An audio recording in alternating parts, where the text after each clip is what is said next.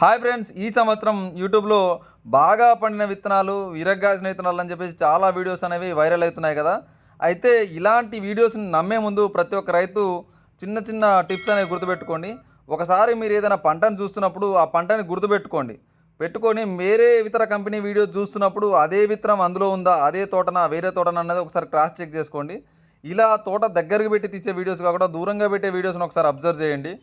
అలా చేసుకున్నప్పుడు మీకు అర్థమైపోతుంది ఏది అబద్ధం ఏది నిజం అని. చాలా వరకు ఏం చేస్తున్నారంటే బాగా పండిన తోట వీడియోస్ అనేవి స్టోర్ చేసుకొని దాన్నే పలానా విత్తనం అని చెప్పేసి దాని పేరు పెట్టి వీడియోస్ తీయడం జరుగుతుంది. ఇక్కడ చుట్టూ ఉన్న పరిసరాలు చూసారు కదా, అలా మీరు గుర్తుపెట్టుకోండి.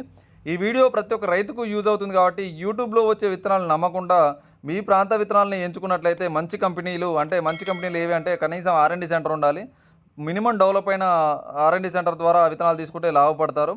మరిన్ని ఇలాంటి వీడియోస్ కోసం మన ఛానల్ సబ్స్క్రైబ్ చేసుకోండి. తోటి